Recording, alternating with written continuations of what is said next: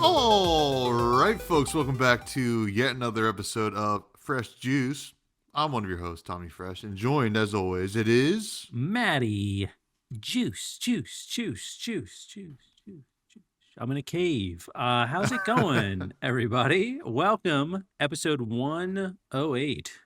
And what do we have on the menu today, Tommy, for the people?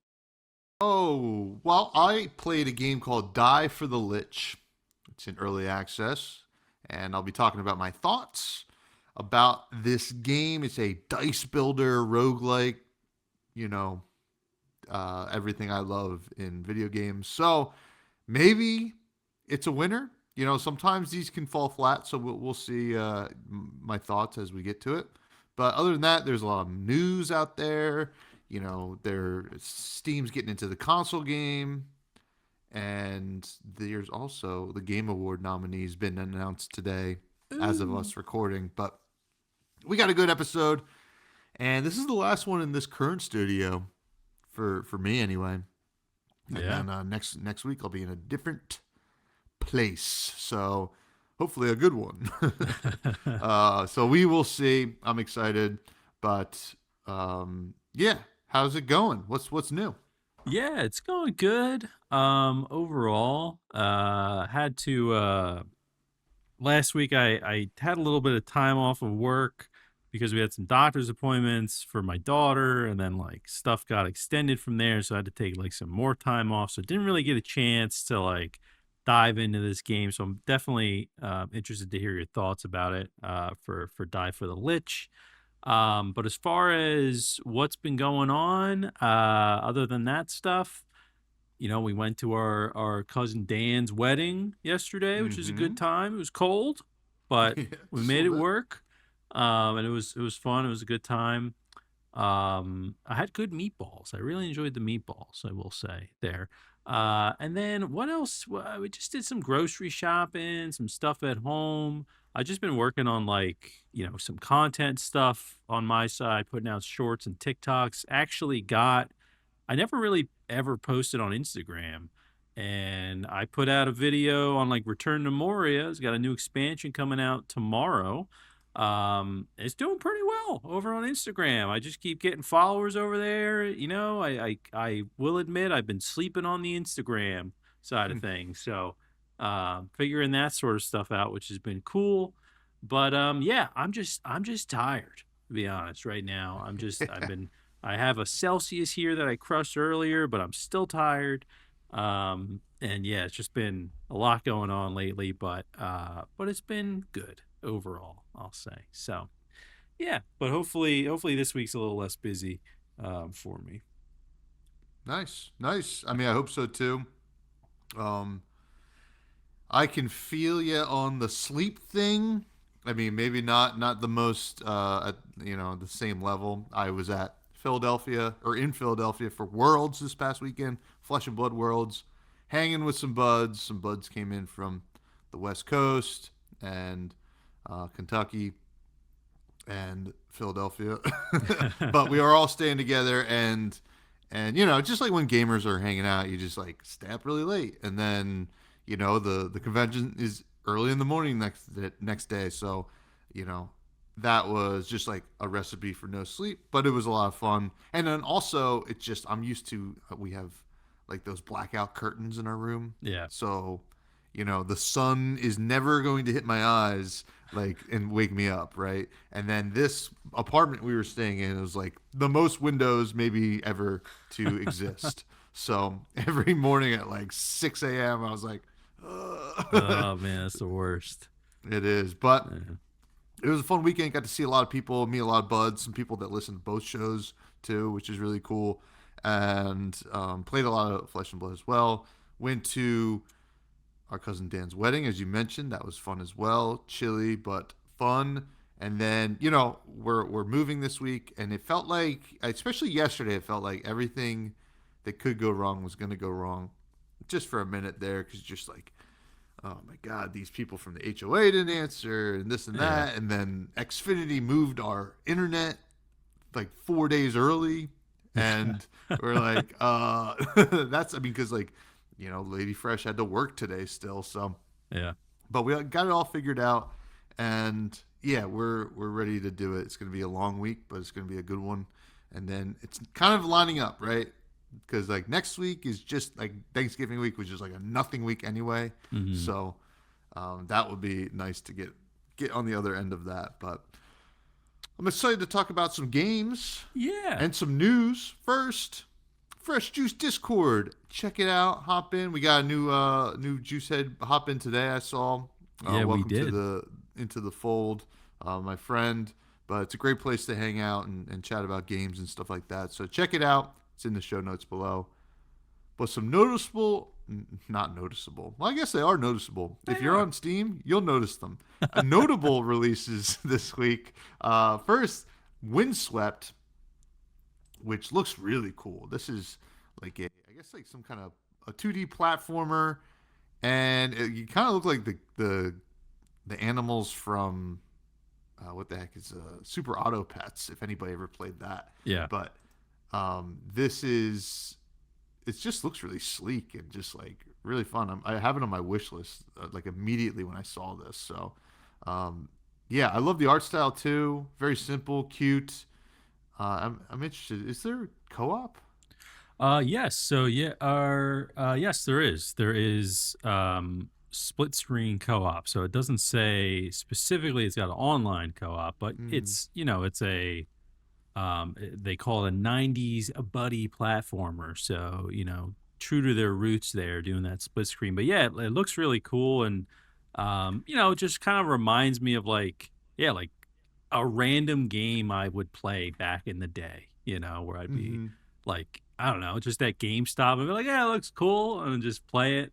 So yeah, it seems like it's got a lot of love put into it. It's very positive ratings on Steam right now, which is cool. There is a demo too, so I'll probably check it out. It says it's playable on the deck, so I'm hoping it works pretty well over there. We'll see. That's probably where I'm going to test it out. But yeah, cool little game that didn't really know about before until I was kind of looking at a list of what came out recently. So it's playable on the deck. Can you play it like inside too, or Yeah, well, by the pool you maybe? can't play it in the yard, only on the deck. Yeah, so the second you move in from the deck, it just black screens. Um, so that's just the way it is, I don't know. It's how the 90s worked back then. Yeah. Yeah.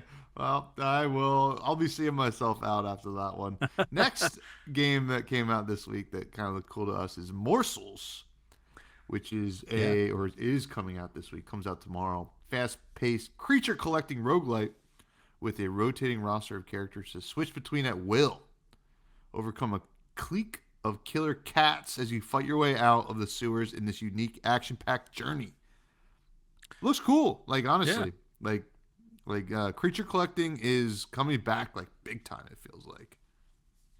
Yeah, no, definitely. Yeah, and I feel like there's always like different, everyone's trying to come up with like unique mechanics for creature collecting. In this game, I mean, I don't know how unique the creature collecting mechanics are, but the art is unique, I'd say, in Mm-hmm. this game. It's pretty wild looking. I think we maybe have talked about this game a while ago when it was announced. It was announced at some event, and that's what caught my eye. It was just kind of the art style for it. I think it might have even been at PAX, Mm-hmm. something like that. I don't fully remember, but something to keep your eye on for sure. It's got a unique kind of way about it. Morsels. It's I don't know. It reminds me. It also gives me like retro vibes, similar to the to Windswept, but just with a different kind of art style. So yeah, we'll see. But it says you're a hungry mouse scrounging for scraps in the sewers, and you meet a magical sentient fatberg who teaches you to transform into a mighty little morsel. And so you got some powers there.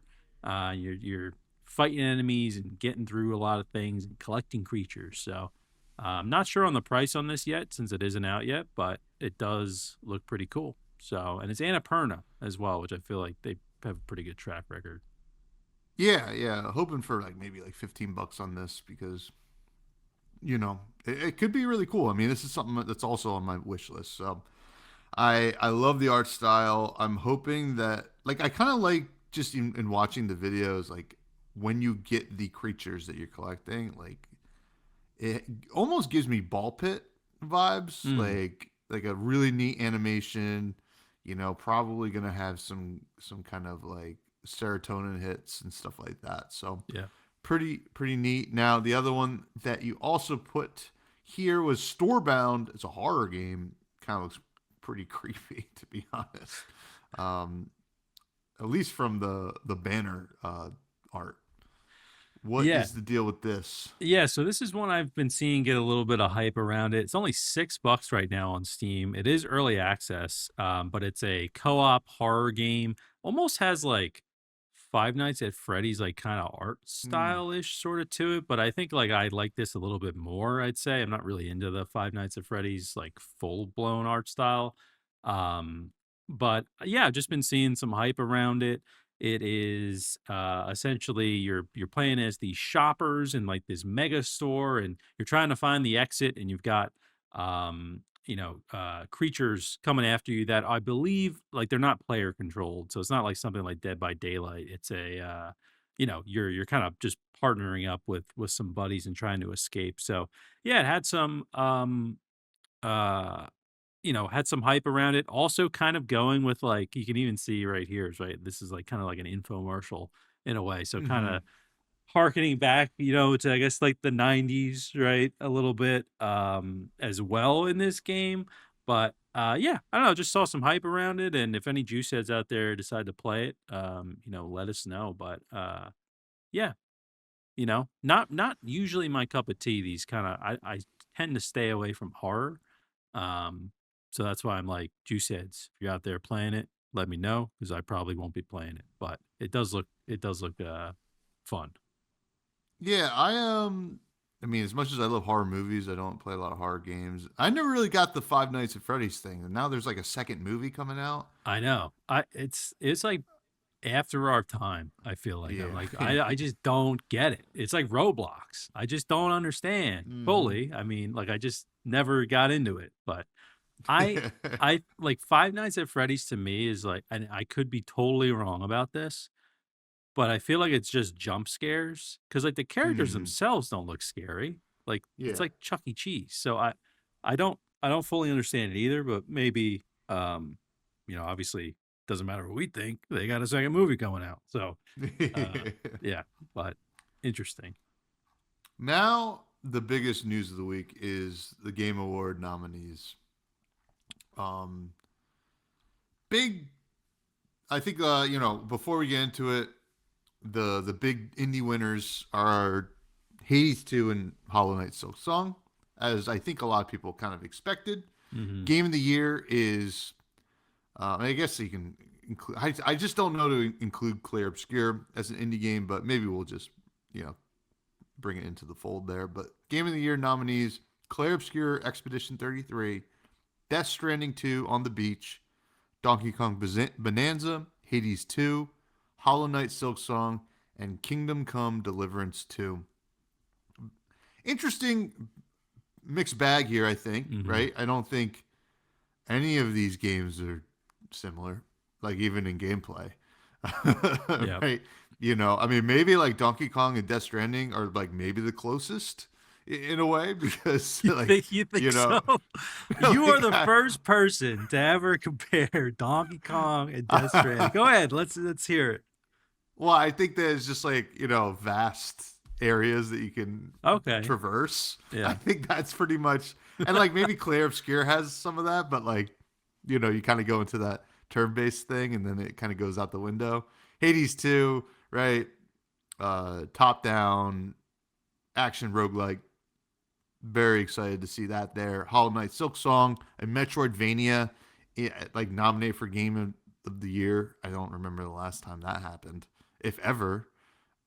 Yeah, Dead Cells, probably the first yeah. Hollow Knight, I guess, maybe. If Did they that get nominated that year I would hope so. I don't know. for Game of the Year? Yeah, have to look it up. Have to look it up. And then Kingdom Come Deliverance 2. Now, I'm not. I know what the game is. I don't even know what genre it is though.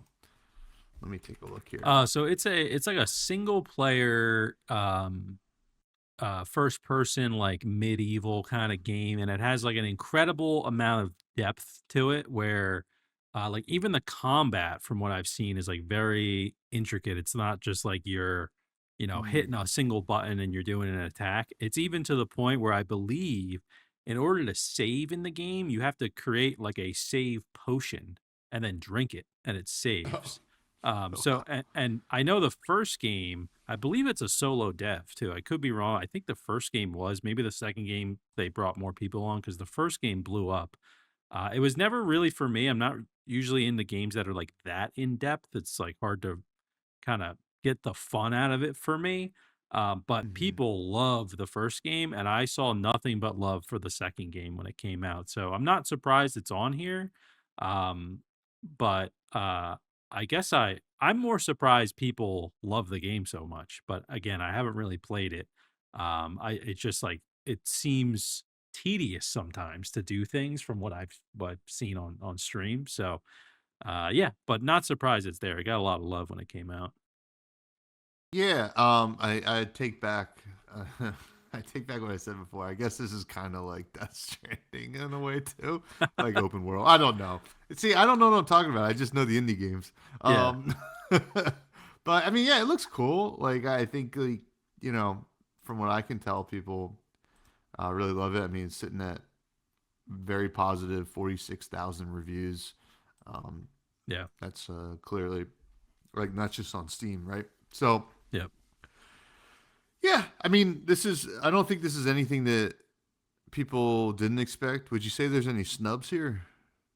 Honestly, I think people expected Arc Raiders to be on here. Um, Oh, true. which is I don't know if I thought it would be maybe nominated, but I didn't think it was gonna win.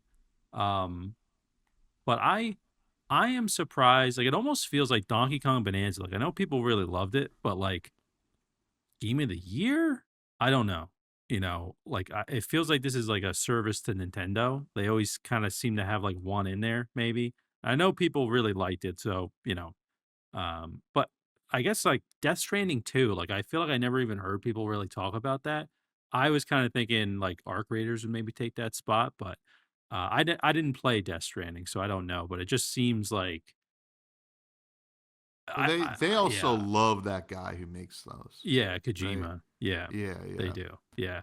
But yeah, that was the only thing that kind of surprised me. I know also Arc Raiders wasn't nominated for sound design, and just from playing it and hearing a lot of people talk about it, it has phenomenal sound design. Hmm. Really just like top notch, well done, and it wasn't nominated at all. So I don't know. There's like something with that. I think it was nominated for something else, maybe best multiplayer game probably or something Hmm. like that. But that's the only thing I can think of that maybe deserved a spot on here. But again, I haven't played Death Stranding 2 or Kingdom Come Deliverance 2. Um, so they probably deserve a spot on here. Just I was surprised to see Death Stranding out of all of these on here. Yeah. Yeah. From what I like, I didn't play it either, but like listening to a lot of people make their predictions, it would always come up, and they're just like they just love Kojima. Um, it's probably going to get nominated because of that. A Split Fiction would have been a game I thought would have been nominated. Hmm. It got some other stuff as well, including best game direction. But yeah, I can't really think of anything else. I mean, from what I heard, Ghost of Yote was not really on the level of Ghost of Tsushima. Yeah. Yeah. Yeah, yeah.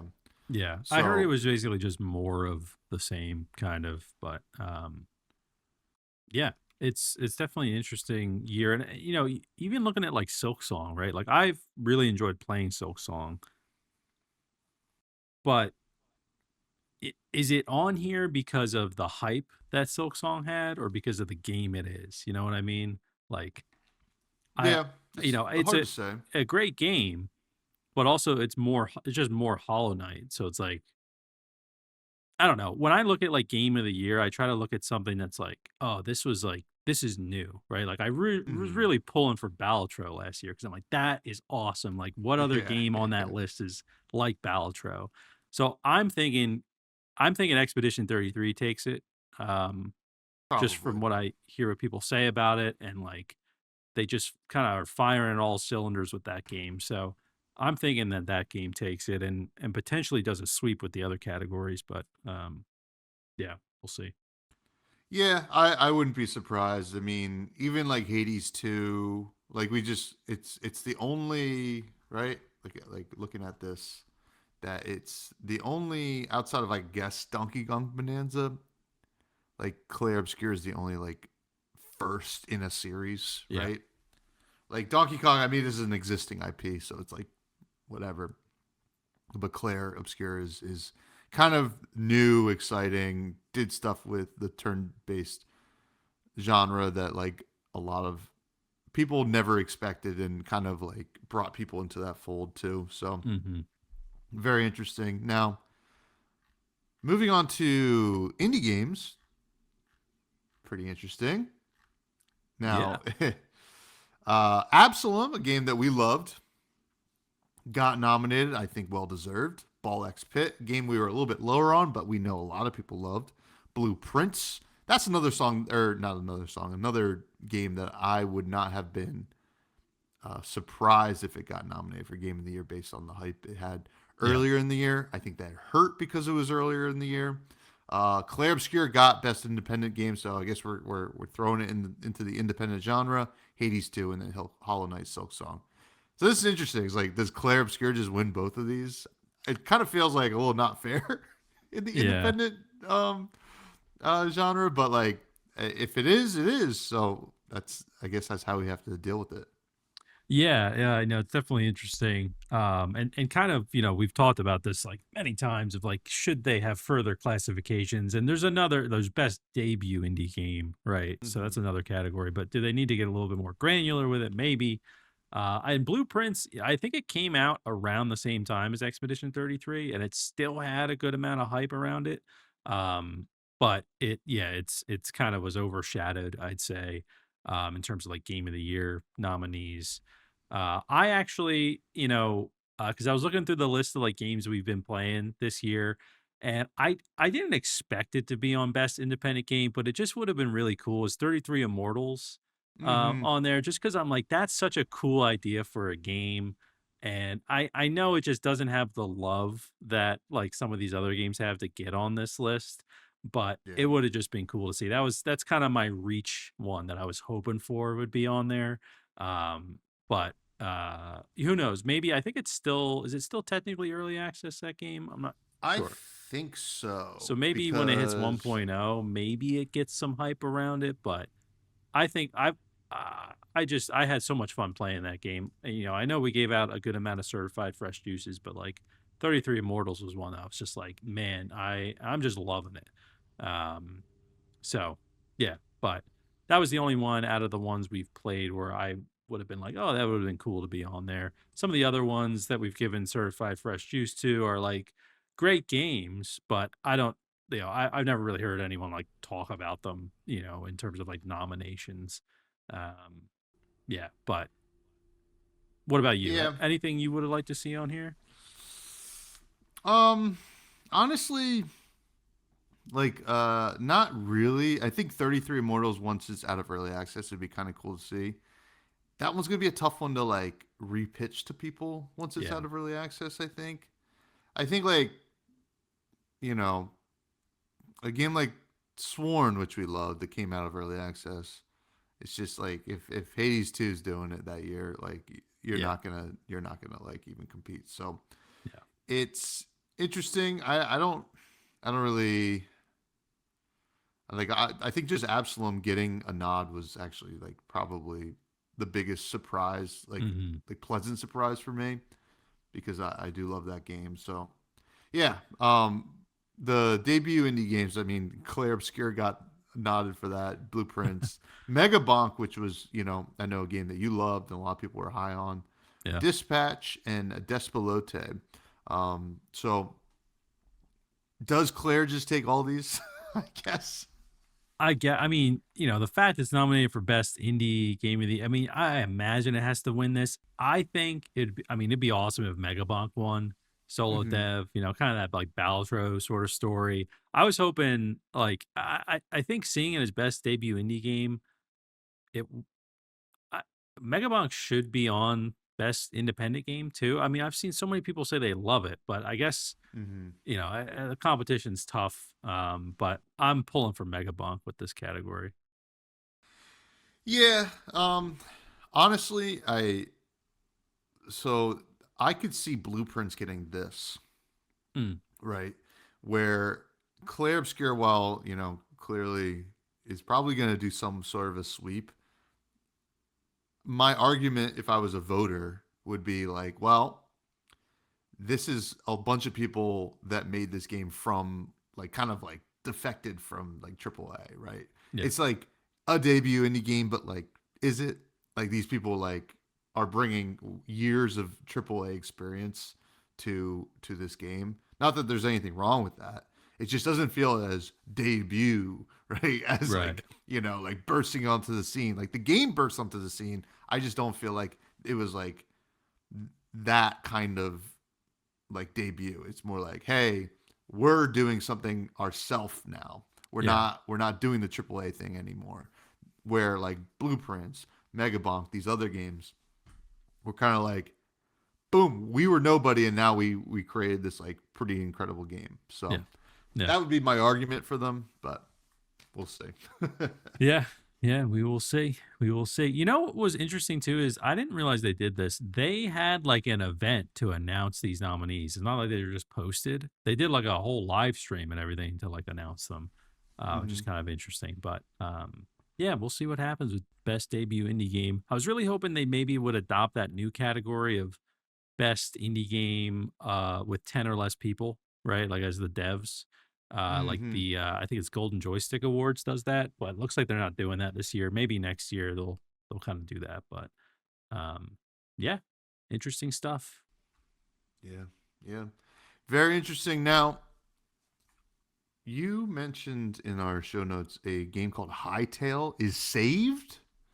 What is Yes. Hytale? So this is a game that I've heard about for a while. I'm not even sure when this kind of came about, but I know it started, I believe, as a mod for Minecraft from like this like high pixel um studio. I think so. I'm missing a few details with this, but I just know about Hightail. It's kind of one of it's almost like has like this like pseudo like silk song kind of like legend about it. Because it's supposed to be this I guess Minecraft inspired, but like full kind of fledged RPG Hmm. where you can team up with friends and go explore and go on adventures, things like that. But kind of this tight knit, almost like another game that came out earlier in the year, Everwind, or had a playtest, I should say. That people were comparing that to Hytale because they have similar kind of art styles. But what's cool about this is apparently like Hytale was kind of dead in the water for a bit. And I guess it was owned by Riot Games and they announced today, Hypixel did, that they have fully acquired it from Riot Games. They rehired 30 developers that know the game inside and out. And then they are going to be announcing some more things in the coming days, like when their early access releases and all that kind of information. But it says they're going back to the original vision for Hytale. They're fully independent and they're committed to funding Hightail for the next 10 years. So I've seen a lot of people excited about this. This was a game that like so many people were like, oh man, like I really want to play it. Like it just seems awesome. I think it kind of won over like a lot of the Minecraft crowd. And then it kind of faded away, I guess. I think they went through some some issues with development, things of that nature. But now it seems like it's back on track. And yeah, I don't know, just some cool news. Not really a game like I've been following super closely, obviously, but now it's on my radar, and I'll keep an eye on it. But this is something. The reason I wanted to bring it up is like this is something that seems like it rarely ever happens, right? Where like Yeah. there's a game that's kind of dead in the water and it just gets like fully acquired by like an independent studio from a large studio like Riot Games. I know some people because of what happened recently with New World, where they basically announced like the end of the game. There's been like people that are like, oh, someone should buy it from Amazon, right? And like they should keep it going. The chances of that happening are like so small. And I feel like it was Hmm. probably a similar story with this, where people just kind of gave up on it because who's going to be able to acquire it from like a large studio, but looks like they did it. And I don't know, just pretty cool stuff. And we'll have to keep our eye on it. Yeah, definitely. It's something that I would probably like a lot. I always kind of like the Minecraft art style. As weird as it is, and seeing it like kind of taken to another level, in like a more focused genre would be kind of cool to see. So, Yeah. very cool. Yeah, like they say it even in the article that or the blog post that transactions like this don't really happen a lot. So Yeah. good to see. Hopefully it could be a trend, but I doubt it. But it's cool to see that it happened for this game. It's kind of funny looking at that picture that you have up right now because, like, yeah, fantasy person to the left, fantasy person in the front, and then on the right, it looks like Ash Ketchum with Yeah. daggers. Yeah. Yeah. I know. I'm looking at this and I'm like, Link. I was thinking Mario on the right and then like an ice Oh, climber true. on the left or something. I don't know. Yeah. Um, yeah, but definitely cool art style. Usually, I'm not like into like a lot of the blocky stuff, but like ever since I played a little Everwind, I'm like I could probably, Hmm. like stick with this. Plus, I've been playing old school RuneScape, so clearly Yeah. graphics don't matter that much. Yeah. And yeah, it's got some charm to it. So we'll see what happens. Sweet, sweet. And then final news. It's been a big news week. Big news. Valve is coming out with the Steam Machine, which looks like a GameCube, which should be cool. I guess it's going to be able to basically run like a mini PC that you just like boot up with your TV. I think this is a potentially really great thing to get a lot of people into PC gaming. It all depends on the price, Yeah, right? And it's something I'm interested in. But if it's like really expensive, like if it's like the level of a PC, why wouldn't I just buy a new PC, right? So I'm not really sure. People who have had their hands on it said it plays really well and it can run a lot of different things. So I hope it works. I don't yeah, know. I wasn't even familiar with the original Steam machine. So yeah. what are your Um, thoughts? This is probably more up your alley.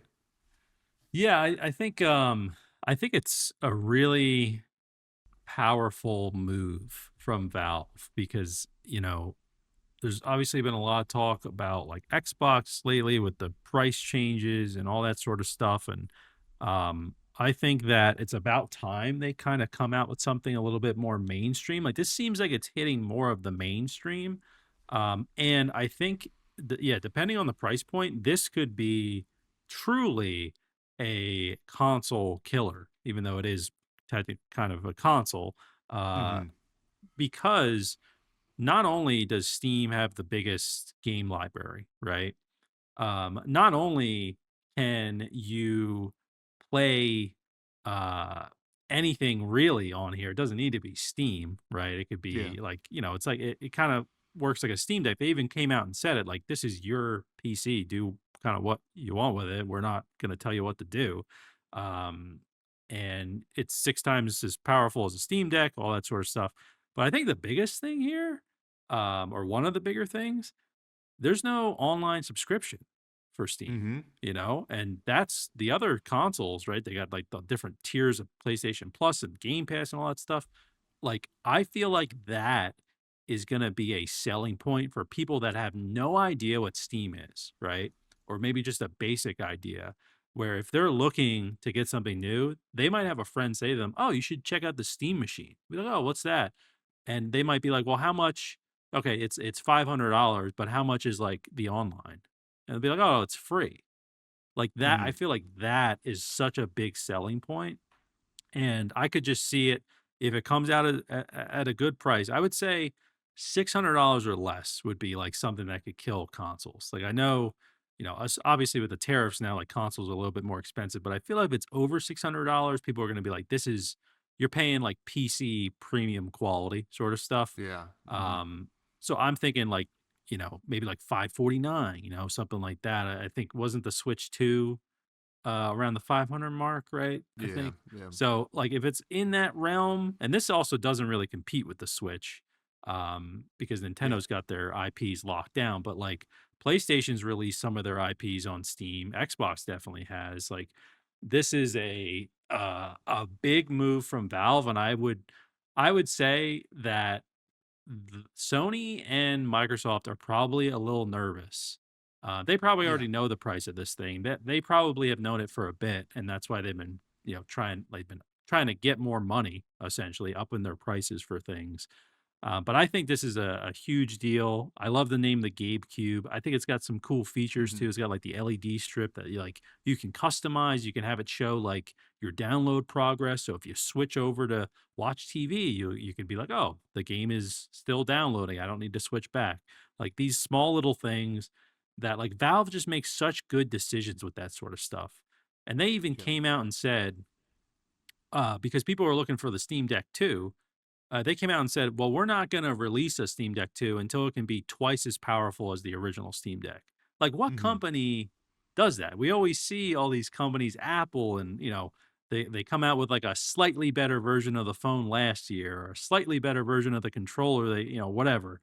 Like, Valve is like such in the good graces, I see, of like the gaming community, and they have been for a while, but this is just like solidifying it even more and really pushing them more into the mainstream. They announced the controller as well and the Steam frame, which are big deals, but I think the Steam machine is really what's going to sell people, depending on the price of it. And then I've also heard rumors that like Half-Life 3 might be announced as a release game for this, which would just, this thing would blow up like beyond Yeah. Yeah. belief. This would be like a GTA level, I think, like release for them if they were able to do that. Half Um, Life 3, Portal 3. oh What are, my what are the god. other things? Yeah, you like know? whatever, I don't even know. I mean, another orange box with with those games in there. But yeah, Yeah. it would be wild. So we'll see. It's supposed to come out what, like Q1 2026, I think. So they gotta announce the price soon enough, right? I mean, it's Yeah. almost the end of the year, so I'm sure they gotta get pre-orders up and all that stuff. But it's definitely on my radar. I also am tempted to get the Steam frame because like I enjoyed using PSVR back in the day, but now um I don't really use it that much. Steam Frame's got some cool tech that apparently is like, not really done in other VR headsets. So I've always been interested in like VR and that sort of stuff. And yeah, anyway, there's a lot of cool stuff here. I know we're like 40 minutes in the episode yet. We haven't even reviewed the game. Haven't even talked That's about it. all But right. That's all so right. so much news, and I'm Yeah. I'm very excited for the Steam machine. I just hope if it is a premium price, I won't get it at launch, but if it is a reasonable price, like I drop a pre-order down on that, Yeah. Yeah. um, and I play feel it. the same way. Plus, sorry, another thing, it could work with any controller, right? So Yeah. like that's another selling point. It's just Hmm. I've literally thought about, okay, if I get the Steam machine, like should I sell my PS5 and my Xbox? Like why do I even need them anymore? Do I Yeah. You wouldn't. You wouldn't, right? Yeah, I mean, like, unless I really, if knowing my luck, I sell my PlayStation and like The Last of Us Part 3 gets announced and it's like a day one release only on the PS5. Something Hmm. like that. That's like the only thing Well, I they're could gonna have think to go of. back to that, right? But Yeah, I mean, can you? Now that yeah. you've done it, like, are you going to get a lot of hate for that? Like, I don't know. Yeah, Yep. I almost feel like Sony and Microsoft need and there were rumors that like Steam was going to be integrated I think with the Xbox ecosystem, right? So like Hmm. does Sony go to Valve and say, "Hey, like we're going We to want in partner with too. you." What? We want in too. Yeah, You exactly. know. Like we will license our games to you for like day one releases, but we want like this sort of cut or whatever, and they negotiate that because I just think that they if this thing releases and it works well and it's a good price point, like Sony and Microsoft just can't compete with Mm. Steam. Um, yeah, it's a game changer if they check off those few boxes right there. It's gonna have a big ripple effect for sure. So Well, I mean, those are my thoughts. if this is the case, I mean, if everything you're saying, kind of comes to fruition, it's gonna be like, well, PS or PlayStation or Sony and Microsoft, you played it safe for way too long, right? It's Yep. just kind of like, yeah, you're just upgrading these new consoles with better tech or whatever. Say what you will about Nintendo and some of their practices, it's always going to be different, right? And they're Yep. going to not play it safe, right? And like, this doesn't really compete with them, so it's kind of Yeah. interesting. I also think it will be hilarious when kids are like putting this on their Christmas list next year, and parents should be like, all right, like a humidifier or like Yeah, what, right. a They steam just here machine. you go. Here's a steam machine. Yeah, You know. $40 off Amazon sounds Yeah. great. No problem. Uh oh my god, I didn't even think of that. That's great. That is so Yeah. good. Uh, Uh a but lot of sad kids on Christmas morning next year. yeah. Um, Yep. A lot of happy but adults that know the difference. yeah, that was, oh, you should have Yeah. been specific. Oh man. But also one other thing about this is upgradable as well, which is different than Hmm. consoles. I think you can technically upgrade like the SSD of the PS5, but it's like very specific. Like this is a mini PC, so you can upgrade different parts of it from what I've seen.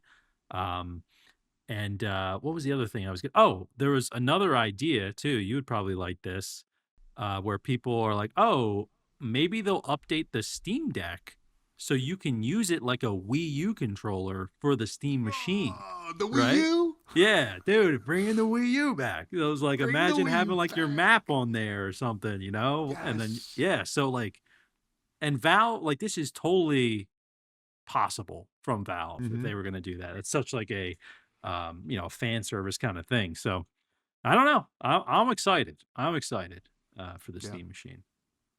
Should be interesting. Yeah, Should be interesting. Now, I guess I got to talk about a game for this week. let's do it. Talk about it. Die for the Lich, or as the Germans call it, D for the Lick. I don't know if that. That almost sounds uh, like a website I don't want to visit. Um, this is developed by Monovoid and published by Two Left Thumbs. Price is $9.99. It's 10% off until 11/24, and there's a demo available. This is an early access game.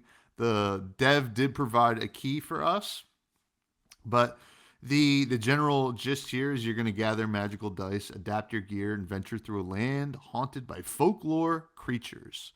So, you kind of hop in, and the gameplay is very much Slay the Spire, 3 acts. You have that kind of web map that you have different decisions, different ways to go, and you have a dice bag, right? And the dice bag is your deck, right? And it has different kind of dice in it, D4, D8, D10, D20. All these different. I mean, if you don't know what those are, that's the amount of sides on a die.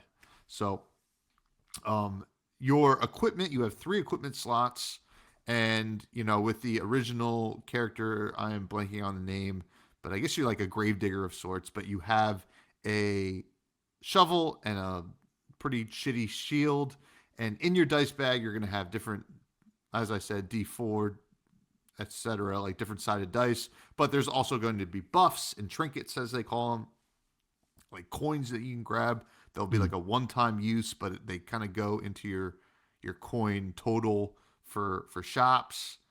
And each piece of equipment, and the equipment's like the main thing here, right? It's like you you want your dice bag to be good, but you also want your equipment to be better, right?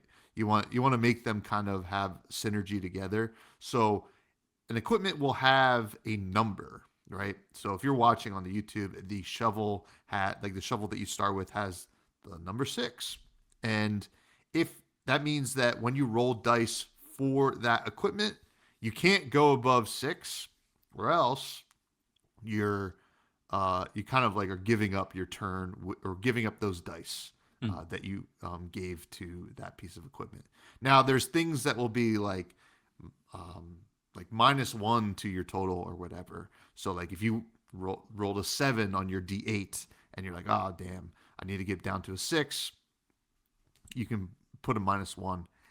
If you get the number that is on there, so like if you rolled a 6 or you combined rolled a 6 with multiple dice, you enter critical. So that means you're going to have an additional effect. And I think the shovel is you may roll an additional d4 to add to the total and it won't count against you. So if you rolled a 6, you're like, boom, now I can roll an additional d4 and it's going to deal that much more damage when I do it. The same goes for your shields. If you roll, critical on the shield, sometimes we'll let you roll an extra dice, and that will add more defense for that turn. There's other things. There's like as you find like more rare dice and more rare equipment, there'll be other kind of critical kind of buffs. So like one will be like if you have like an ice shield. If you got critical on the ice shield, all your dice that you rolled for it will freeze at the number that you rolled for it. So when they come back out of your bag, Mm-hmm. because you're drawing dice every turn, they'll be that number that you threw the last time and it won't roll. So you'll just be like, I know this is going to be an 8 when I put it out there. So yeah, I mean that's the gist of the game. You're going from encounter to encounter, beating uh different kinds of creatures and stuff like that. And much like Slay the Spire, you see their intent. You know what they're going to do, so you can kind of say, all right, maybe I should focus on defense this turn, or if they're not really attacking you that much, it's like, all right, I want to put all my focus into doing attack damage. Mm-hmm. So yeah, I mean that's pretty much the gist of the game. It's very very cool. There's a lot of different kind of dice, right? Like you have your regular basic dice, right? The D4, D6, D8, D10, D20. But then there's also special kind of dice, right? So like one will be like this always rolls the max amount, or this will always roll whatever the last dice you rolled was, or Mm-hmm. something like that. Um, so you can kind of like start to like shape your dice bag, your deck, to have like really powerful dice that allow you to try to get those criticals and maximize your value every time you use an item in your inventory, which is pretty interesting. You can also combine dice, like fuse them. You like it's a certain kind of encounter that you run into where you choose. Oh, you'll see two hands. They'll go out like this, and you gotta put one dice into the other, or one into each hand, and they'll combine them. So like, if Mm. you have a a powerful version of like a D4, but you want to make it a D6, you'll give the hand a blank D6 and like the powerful version of the D4, and it'll smush into a powerful D6 and combine.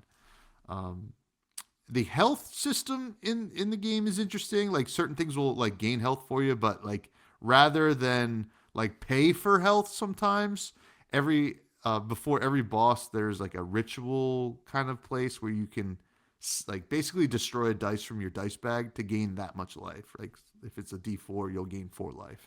Mm. So there's a leveling system where you'll get like these tarot card things that will give you kind of permanent abilities.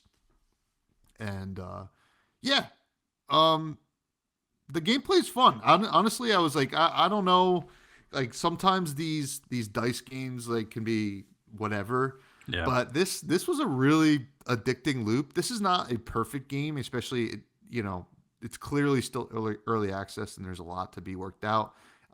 I've only unlocked one more character, and I think you can unlock another, but then there's like 2 other characters that aren't available yet. And then like clearly there's going to need to be some balancing on some of the items.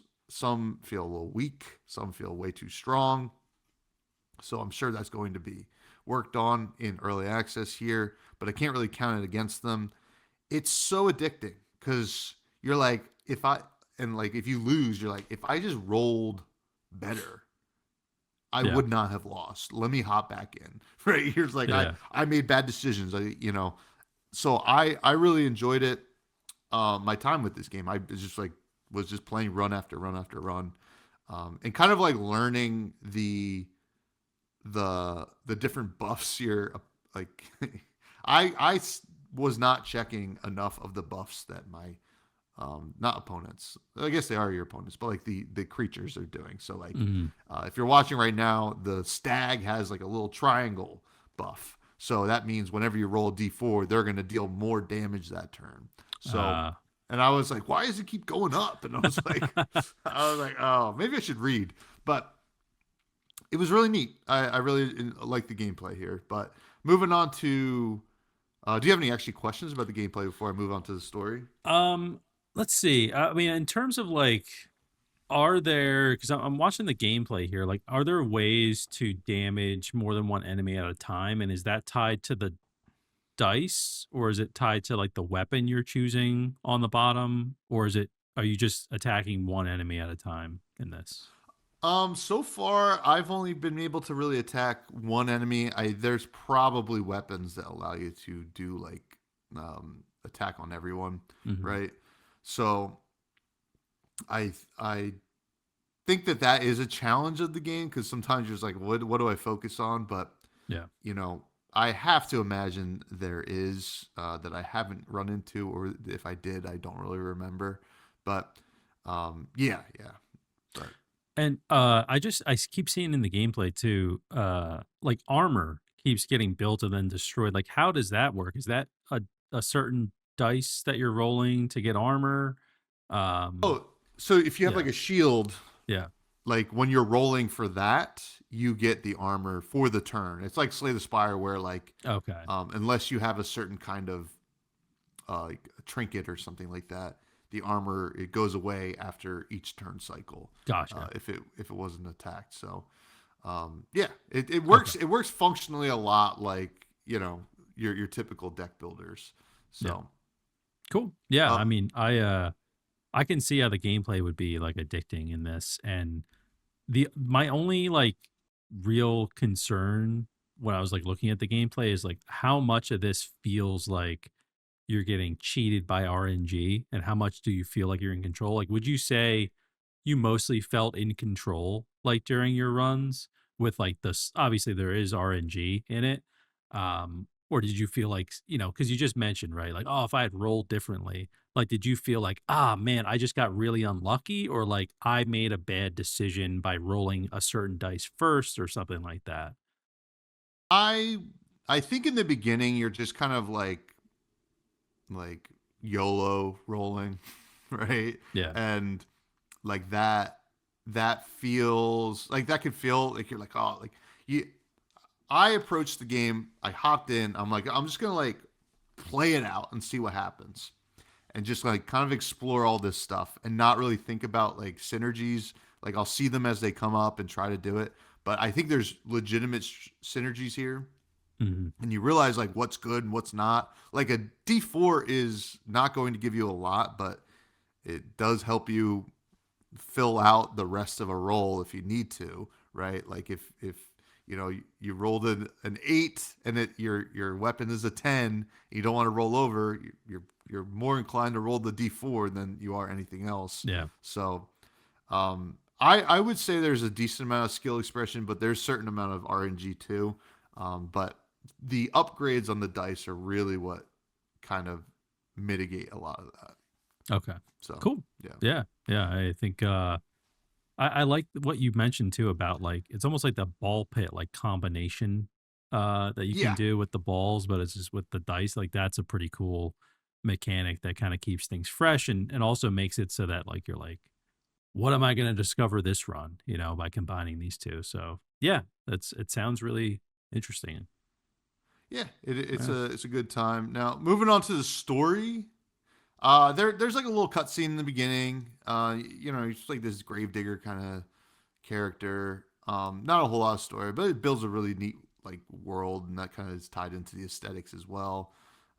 Didn't really expect much from this. I didn't really pay attention to the cutscene that much either. I was just like, I just want to roll some dice. Let's go. Hmm. But um, I could see like people kind of really enjoying the world that's built here, but I think you're playing for the game loop mostly. Yeah. But moving on to the visuals, I like it. Right, it's kind of like janky for sure, but I think it really knows what it is, and I got to appreciate that. Right, it's like it's nice little gothic kind of really flat, almost flash game style art. This is Yeah. a 9.99 game, so like I'm not like mad about it. It seems cool. The rolling's cool. The different kinds of weapons and different like dice kind of abilities is really neat as well. So I enjoyed it. It's not perfect for sure, but like it is unique. I think like in terms of like yeah. I mean, if I saw a screen grab of this, I'm like if let's say I didn't play this anymore, and like 2 years from now I saw a screen grab, I'd be like, oh yeah, Die for the Lich. That was a fun game. Yeah. Like I would know it immediately, and like that main character is like a pretty neat looking unique character to me. Yeah. So what about you as someone who didn't play it and like kind of watching this gameplay? Yeah. I think I like the art style quite a bit. Like, yeah, it's simple, but it's also got like a good amount of detail to it. Like, I find myself like looking at this, I'm like looking at every corner of the screen to be like, okay, like look at all the work that's kind of been put in, even like the backgrounds here. Just like the little details around the characters and kind of like the little intricate patterns and things like that. Like, they definitely there's a lot of like love kind of put into it, and um I like just looking at this, it's easy for me to understand like the mechanics here where even if I didn't hear you like explain how the game worked, I could understand, okay, I'm choosing, a weapon basically, and then I have the dice are highlighted on the right side. So that's easy to understand. They're all different shapes based on how many sides they have. My health is highlighted like they did. Whoops, I just knocked something over, but I think they did a good job with like making it seem like the UI wasn't like too busy, and I enjoy the art style in this as well. I feel like it's kind of one we see more and more often these days of like these kind of like heavily outlined sort of character designs. Like we were just talking about 33 Immortals. I like thought of it for this. Like it's kind of all like, you know, similar in a way. Mm-hmm. So yeah, I really thought the art in this looks pretty solid um overall. It is very interesting. I guess the only thing from the art standpoint that is not clear, and obviously I guess they teach it through gameplay, is like when you said, oh, you don't wanna roll over, like, for this, for example, on the screen, like, 12, right? Yeah. You don't wanna roll over that, like, I wouldn't think in a game like this that that's how it would work. Like, for some reason, I'd be like, "I want the highest number possible to do the most Yeah. damage," right? Like, that's what you would kinda think maybe, but I like that um, you know, it kind of limits you and restricts you, makes you a little bit more creative. But I would just say from the art standpoint, like it's not clear that like I don't want to go over that number. It's showing like fire behind it and like I don't know how Mm-hmm. they would do that from a visual standpoint. Maybe it's not even a problem, but when I first looked at the gameplay, that wasn't clear to me. And when you brought it up, I was like, okay, now I understand why it's blinking. It's kind of warning you, don't go over. So that's the only thing from like the art standpoint that I wasn't clear on until you kind of explained it. Yeah, I will say it's the first thing they teach you as soon Okay. as you hop in. It's a Yeah. pretty concise like tutorial too. It's just like, hey, this is how this works, and good luck out there or whatever. And I think it does a good job. Now, the sound and music, I didn't play a lot. I was playing a lot in bed, just because I had to play this pretty late. So I was playing on the Steam Deck, which doesn't really have Steam Deck controls, but I was using the trackpad and it worked Mm. totally fine. But From what I did listen, it does sound good. It's not anything that I am going to um, like download the like soundtrack or anything like that. But sounds totally fine. Kind of this gothic, creepy, medieval music. Not for the life of me because I didn't really listen to a lot of it. Like, and I apologize, but I can't remember if the dice have a really good sound. Yeah. But you could probably play it for the folks. Yeah. Let's do a little sample here.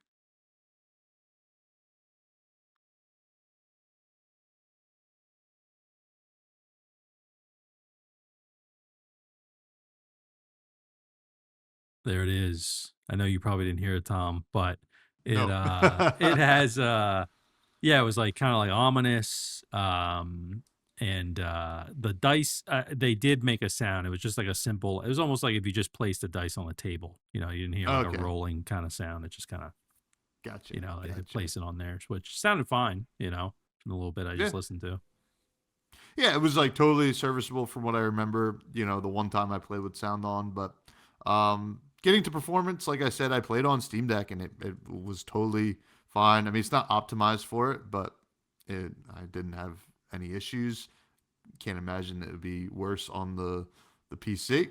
But getting to the rating of Die for the Lich, um, so our ratings are as follows: Certified Fresh Juice are our best games, or like S tier. After that, a steal, and then on sale for games that maybe aren't perfect, but when they get on sale, you might want to hop on it. Manager Special, these are games that are pretty specific, or we didn't really enjoy, but you might, or you want Hmm. to play like free to play or like a deep discount. And then Spoiled Milk are games that we don't like at all. My rating for Die for the Lich is a solid steal that could definitely scale up, with the 1.0, right? This is a game to watch.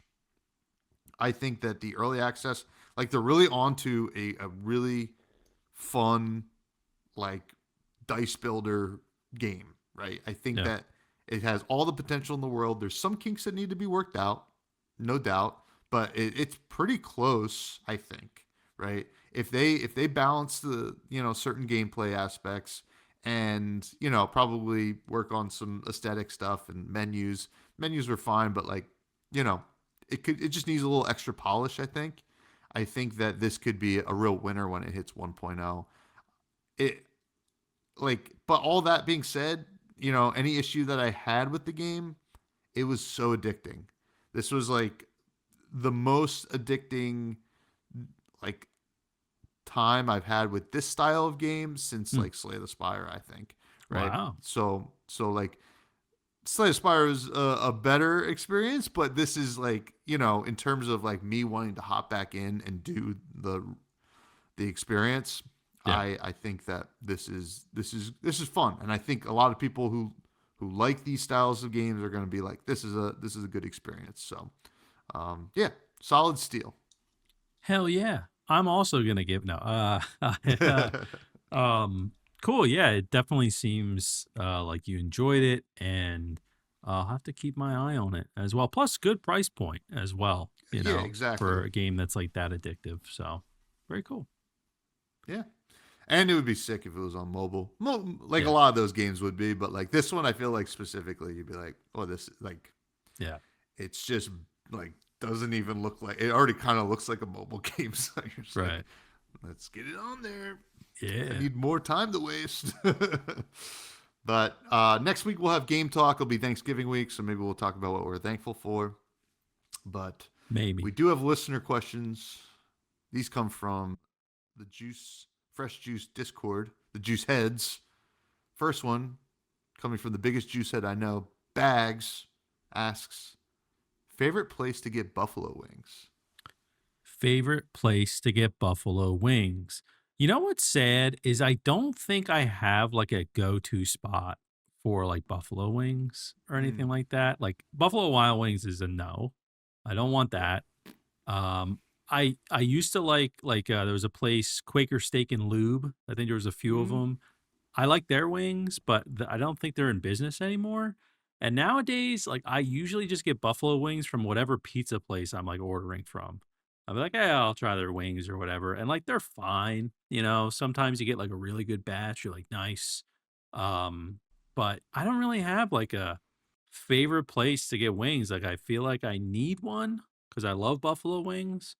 But yeah, I don't know. I can't really think of anything that's like a go-to spot for me. There's been some places I've tried near me that like, they're like mom and pop places that do like buffalo wings, but like they're just not that great, or like the Yeah. wings are really tiny and I'm like that's why it's such a good deal. Yeah. Because there's like barely any chicken on here. So yeah, I don't know. What about you? You got anything that jumps out? um so I go to this place to meet up my boss a lot called JoJo's. It's in Hamilton, New Jersey, just outside Trenton. They got a great bar pie, great mustard pie, but their wings are pretty good. It's like probably where I eat the most wings because like when we meet up, we're like, yeah, we'll get an order of wings and a pizza or whatever. Yeah. But yeah, it's hit or miss. I mean, I like them not breaded, but like still like crispy, right? Hmm. But like I don't know. So yeah, it's like weird. It's like I'll just get them. I don't really remember. I should remember which places are actually like good to Yeah. get them from, Yeah. because I just like get them and then totally forget. I think there's a place up by where I'm going to move towards called Lenny's House of Pizza. Pretty good, pretty good wings, but also I mean I guess like what I really remember Lenny's for is they do like a chicken Caesar salad pizza, which Mm, sounds crazy, but like it's so good. yeah. I probably talked about it before, but that's a good one right there. And then yeah, I don't know. It's like as long as the blue cheese is good, I'm pretty happy. Yeah, I also like, um, you know, like buffalo sauce is good in general, but like I also like when places have like the different variety, a Hmm. little Parmesan garlic, maybe, something like Yeah, that. Pretty good. yeah, But yeah, yeah. I gotta find a spot though. I gotta find a spot near me. Go to wings. yeah. Yeah. I know like there's one bar specifically that has really really great wings. It's like a dive bar down in like Maple Shade in Jersey called Jay's Elbow Room that Hmm. has great wings, but like I don't get down there that often, so I can't really say it's my favorite place to go for them. Yeah. But they are good. So yeah, now I want wings. Are Yeah, you a me too. flats or a drums guy? I like drums, Okay. but I'll eat. I mean, I don't really care. Like, I'll eat both of them, but I don't do the with the flats, like The sticking it in. Yeah, I can't. I don't know how you guys do that when you do it. Like anytime I try, I'm like, oh, like I just don't get it. But I'll eat both. But if there's like a good crispy drumstick, I'm just like happy. So, okay. what about you, I'm a flats flats guy? guy. Yeah. I'm a flats guy. I work not with a guy, but like work alongside a guy who every place he goes is like flats only. And Oh then if yeah. they say we don't do that, he doesn't go there anymore. So I mean, I wish I had those kind of balls, but like Yeah. I love flats. Uh, Next question comes from Capolo, who asked, "What country outside of the U.S. of A. do you want to live in, and why?" What country do I want to live in outside of the US? Uh, let's see. I mean, Ireland's really cool. Hmm, yeah. It's tough for me to like be like I want to live there because like I feel like that's a totally different experience from when you go on vacation there. But Hmm. Ireland seems cool, to hang out in like in the country or something. Not sure what the internet situation is with stuff like that. Like I feel like I probably want a good internet, but I'll go with Ireland. I really enjoyed my time there when I was there. I got to make my way back at some point. There's no volcanoes where I'm gonna fear for my life. And yeah, I'll deal with the weather. That's fine. I don't mind it. But I'm gonna go with Ireland, probably. What about you? Yeah, I think like, if I'm being realistic about it, it has to be an English speaking country because I just don't know any other languages. And I think I just have to like just for me to have a job, probably it's going to need to be that. Scotland, I think, is beautiful. Ireland's beautiful. Canada, some parts, as much as it pains me to say it, would probably be a smart choice. But if I was not being realistic, I'd want to live in like northern Norway, like a cabin where like every night I'm like, yep, that's the Northern Lights. We just see that all the time. It's awesome, Yeah. and yeah, it's freaking cold, but we cozy up and we have like like hot chocolates all the time, and I don't know what they do up there, but probably. I Yeah. think maybe they do that and they eat like venison. Like, Yeah. yeah, we just hunted this elk today, Yeah. and yeah, we're just gonna be eating that for the next month. Yeah. And We you're go just like, ice yeah, well, fishing, something like ice that. fishing, Yeah. golly, I mean, it'd be like a lot of fun. It'd be a Yeah. lot of fun up there. For sure. But anyway, thanks for the question, Polo. K Moore asks, what controller style do you prefer? So, I don't know if this is meant to be like, because certain people like hold controllers differently, or does this mean like type of controller? I've always loved like the Xbox layout for controllers, which I guess is similar to the Switch, but just with A and B swapped. I've always liked that one. I just hold my controllers normally. I don't know. Is that what you mean? I just Mm-hmm. hold it. Like, some people have like the claw where they like. You ever seen someone hold a controller like Oh, or that? the I don't understand how they do it. It's like, like this?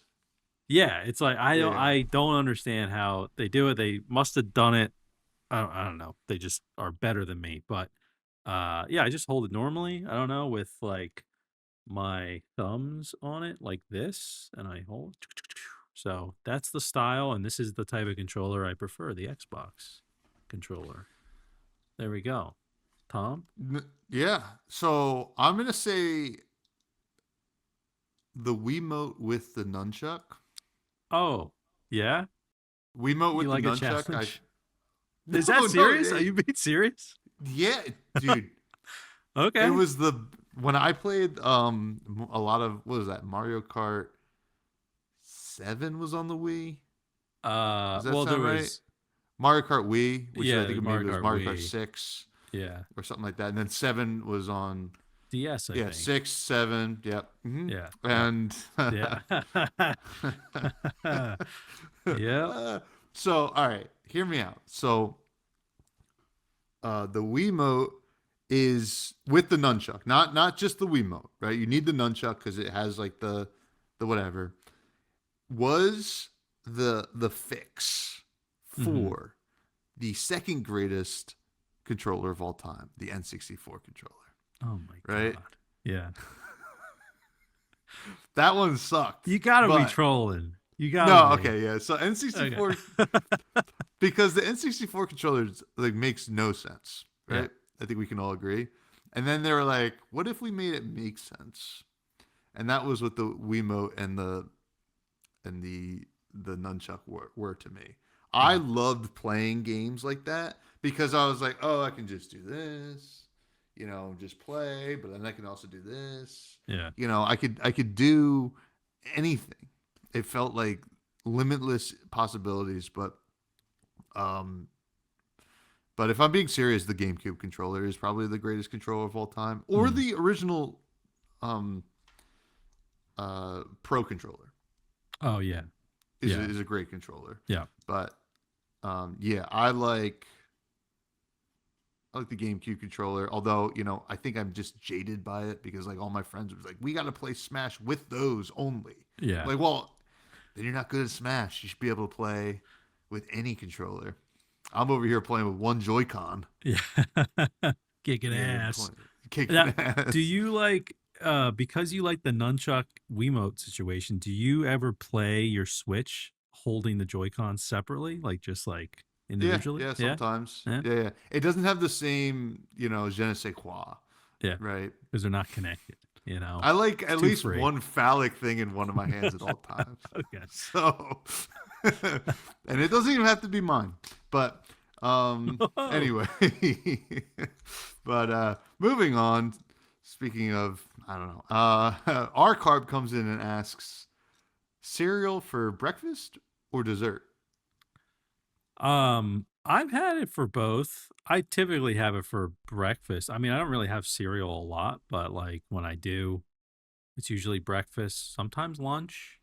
Um, and yeah, sometimes like, for a little dessert, I might just get like a mug of like Cheerios without any milk, and I just kind of like eat it a little bit, something like that. But usually it's breakfast, I'd say. Okay, cool. Yeah. Yeah, I'm a breakfast guy. Or no, not breakfast, dessert. Sorry. I don't mind it for breakfast, but like does like I love like a late night bowl of cereal. That's like Mm, one of my favorite yeah. like snacks. Especially when Count Chocula comes around. You're like, Yeah. sign me up. Maybe a little Frankenberry, maybe a little Boo Berry. Oh, I'm blueberry. down with all the monsters. So, Did yeah. you recently have that? Did you get some for Halloween? Is that why? No, It's I didn't top of get any mind? this year. I did Oh, get some okay. chocolate frosted flakes. Those were good. Oh, I've never had That those. they were good. I'm Oh, gonna tell good. you what that Tony the Tiger, Yeah. not bad, not All right. bad. Good. Good. But that's gonna do it for the show. We do have to go down to the rec room where we recommend something that perhaps isn't an indie game. What are you gonna recommend this week?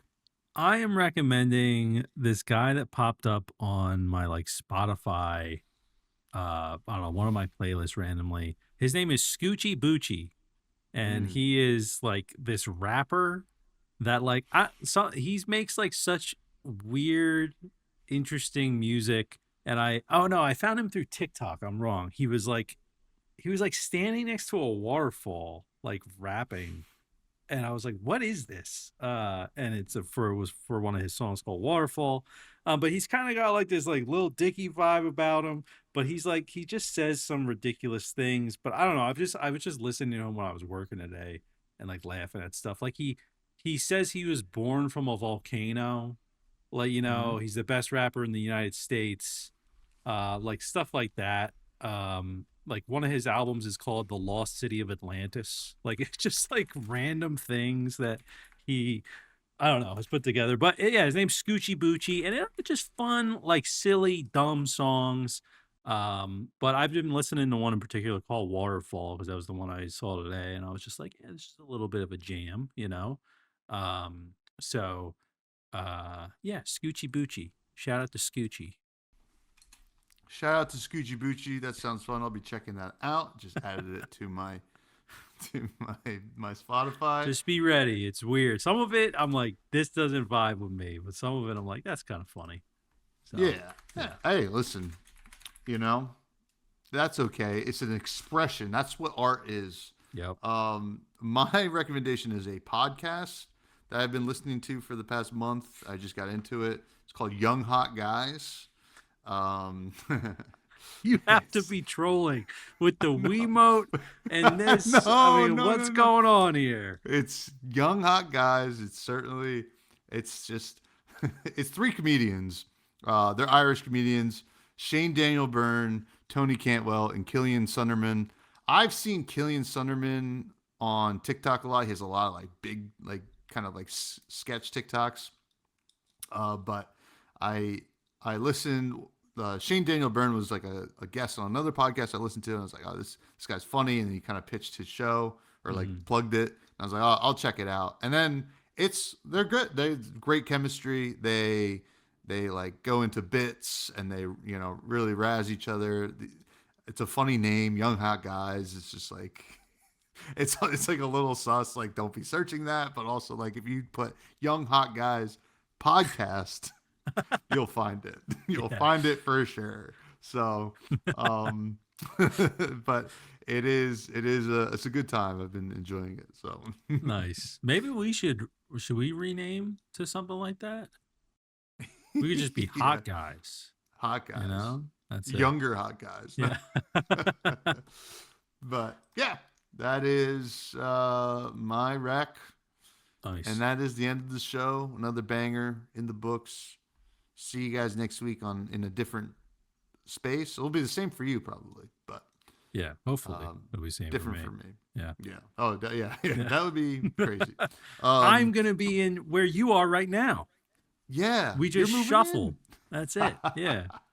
But you can find me on Blue Sky mostly at Fresh Buds Pod. I have another podcast called Fresh and Buds where I talk about the game Flesh and Blood.